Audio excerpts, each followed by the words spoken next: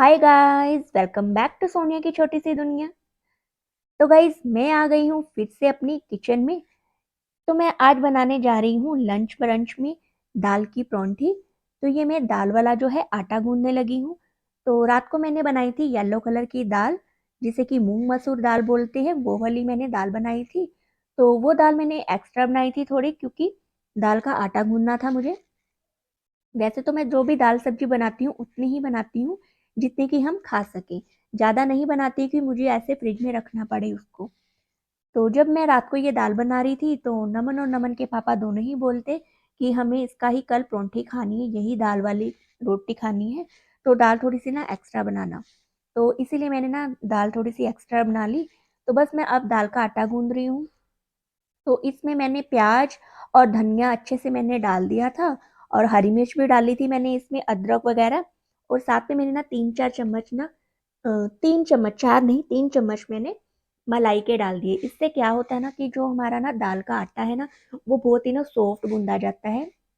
और ना बहुत खस्ता बनती है जो इसकी रोटी होती है ना, वो बहुत खस्ता बनती है मलाई डालने से। तो मैं मलाई ना जरूर डालती हूँ उसमें, ताकि खस्ता रोटी बने, मुंह में डालते ही ना घुल मिल जाती है, तो बहुत टेस्टी लगती है। तो बस ये मेरा जो आटा है मैंने गूंद लिया है। तो इतना सॉफ्ट मैंने आटा गूंदा है। तो सॉफ्ट आटा गूंदो ना, तो बहुत ही ना सॉफ्ट रोटी बनती है, फुली फुली सी, और खस्ता रोटी बनती है। तो बस नमन के पापा भी शॉप से आ गए थे। तो उनको भूख लग रही थी, थोड़ी देर के लिए बैठे, पानी वगैरह उन्होंने पिया। और फिर मैंने उनसे पूछा तो बोलते चलो बना लो, क्योंकि मुझे भी भूख लगी हुई थी।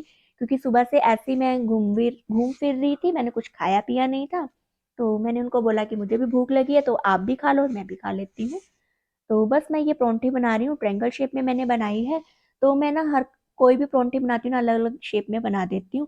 उससे क्या होता है ना, जब हम प्लेटिंग करते हैं ना तो अच्छा भी लगता है, और ना खाने में भी अच्छी लगती है। टेस्ट तो खैर वैसे ही होता है, पर ना अगर शेप वगैरह चेंज कर दो ना, तो बच्चे भी खुश होके खाते हैं कि अलग शेप में उनको कुछ मिल रहा है, तो खुश होके खा लेते हैं। तो बस मैं ये परांठे बना रही हूँ, पहले मैं नमन के पापा को खिलाऊंगी, फिर उसके बाद मैं खुद खुद खा लूंगी, और इतने नमन भी आ जाएगा, क्योंकि ना 2 बजे का टाइम हो चुका है। तो 2-2:30 बज जाएंगे अभी, तो खाते खाते हमें। तो नमन के 3 बजे नमन आ जाता है।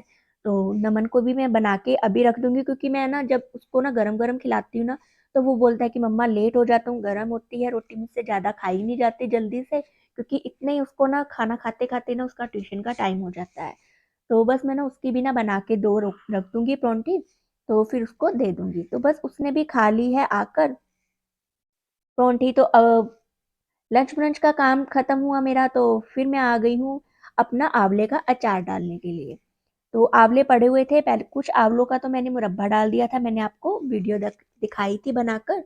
तो कुछ आंवले पड़े थे, तो मुझे टाइम ही नहीं लग रहा था उसको यूज करने का। तो अब मैं ना उसको ना मैंने सुबह जो अच्छे से मैंने ना वॉश करके धूप में सुखा लिए थे। तो अब मैं ऐसे नैपकिन से पोंछ रही हूँ एक एक आंवले को। तो बस मैं इसका ना अचार डाल दूंगी। तो घर में जितने भी अचार पड़े हो ना उतने कम होते हैं। तो अच्छा लगता है खाना खाने वक्त ना कोई अचार, कभी हमारा किसी अचार खाने का मन करता है, कभी किसी का। तो मैं ऐसे ना अचार ना डाल ही रखती हूँ। तो इससे ना खाना खाने का भी ना मजा आ जाता है। तो बस नमन ने भी खाना खा लिया है, वो आ गया है अपने बर्तन वगैरह रखने के लिए।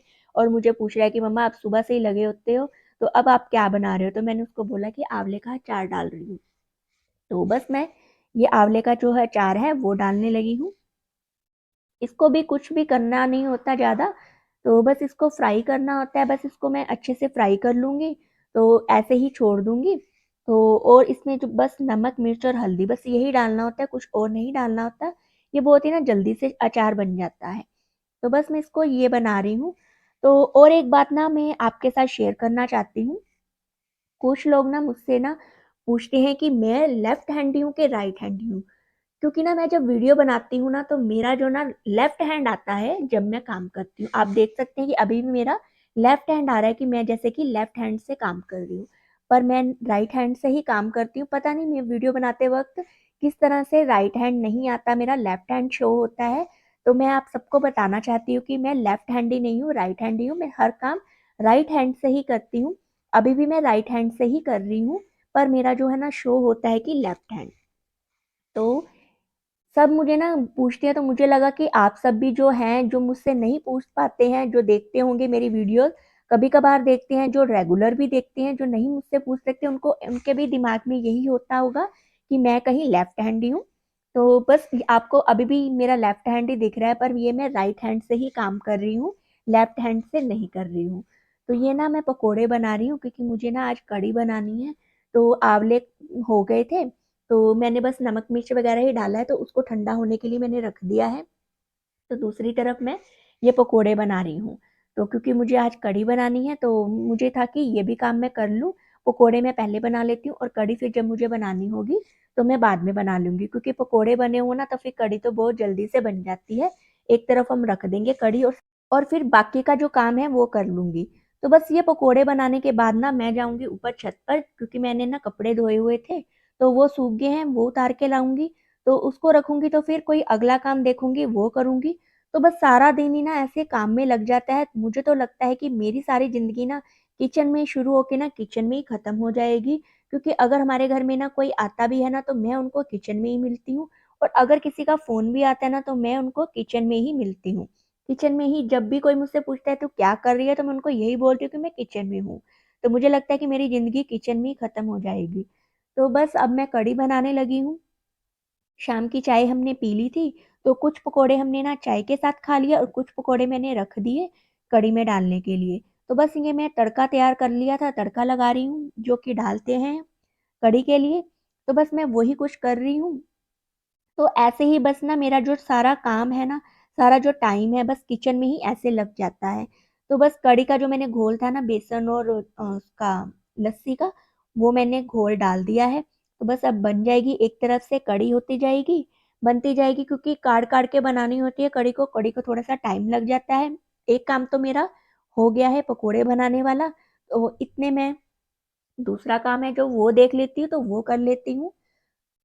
तो बस जितने कढ़ी हो रही थी, तो मैं आ गई अपनी आँवलों की तरफ। जो मैंने आँवले का अचार डाला था ना, तो वो ठंडा हो चुका है, तो बस अब इसमें ना मैं आम के अचार का मसाला है जो वो ऐड कर रही हूँ।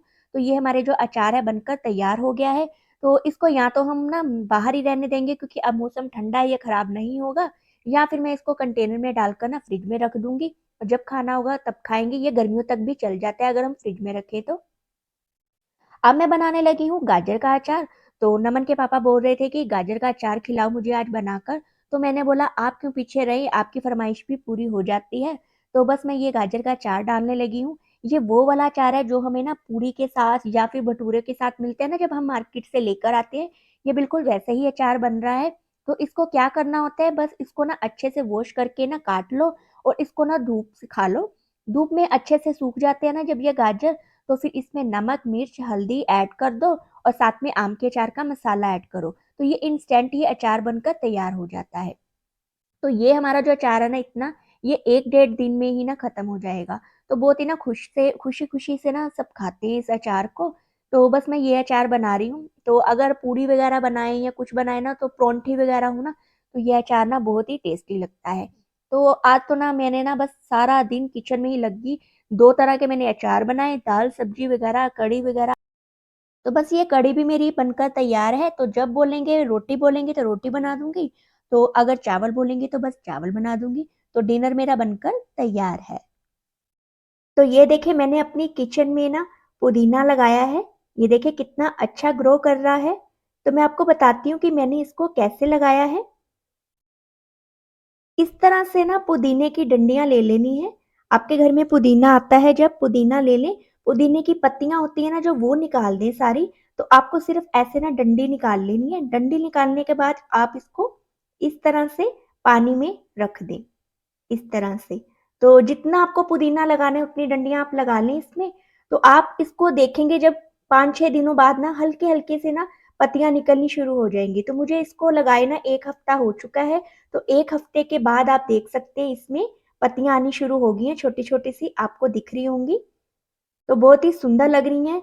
इस तरह से मैंने इसको पुदीना लगाया है, और आपको दिखाती हूँ कि इसमें नीचे से जड़ें भी जो है वो निकल गई हैं, ये देखो। जड़ें भी जो है ना, वो आपको नज़र आ रही होंगी, नीचे से इस तरह से निकल आई हैं। तो मैंने इसको इस तरह से लगाया है। इसको मैं क्या करती हूँ, सुबह के टाइम ना मैं इसको धूप में रख देती हूँ, तो मेरी जो किचन के बाद सीढ़ियाँ हैं ना, मैं वहाँ पर धूप में इसको रख देती हूँ और जब शाम होती है तो मैं इसको ना अपनी किचन में ले आती हूँ। तो इस तरह से ये देखो कितने सुंदर ग्रो कर रहे हैं, हमारी जो लीव्स है कितनी सुंदर आ चुकी हैं और खुशबू भी बहुत सुंदर आ रही है इस तरह से। और मैं क्या करती हूँ, इसमें जो मैंने पानी डाला हुआ है ना, ये देखें, जब मैं देखती हूँ ना कि पानी थोड़ा-सा कम हो गया है तो मैं इसमें पानी और डाल देती हूँ।